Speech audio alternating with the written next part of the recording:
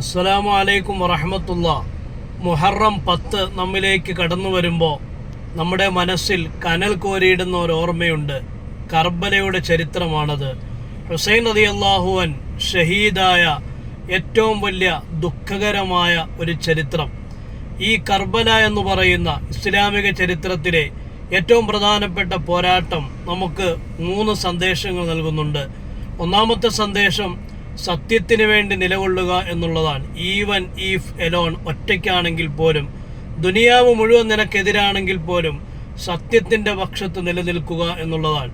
ഹുസൈൻ റളിയല്ലാഹു അൻഹു യസീദിനെ അംഗീകരിക്കാതിരിക്കാനുള്ള കാരണം, യസീദിൻ്റെ അധികാരത്തെ സ്വീകരിക്കാതിരിക്കാനുള്ള കാരണം അത് സത്യത്തിന് വിരുദ്ധമായിരുന്നു എന്നുള്ളത് കൊണ്ടാണ്.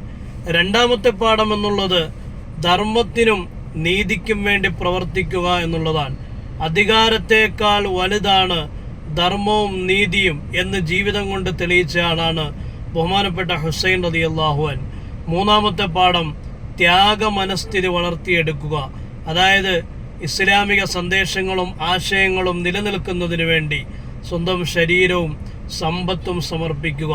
നമ്മെ സംബന്ധിച്ചിടത്തോളം ആധുനിക കാലഘട്ടത്തിലും കർബല നമുക്ക് നൽകുന്ന സന്ദേശം നിസ്സാരമല്ല, കാലിക പ്രസക്തമാണ് എന്ന് മനസ്സിലാക്കുക.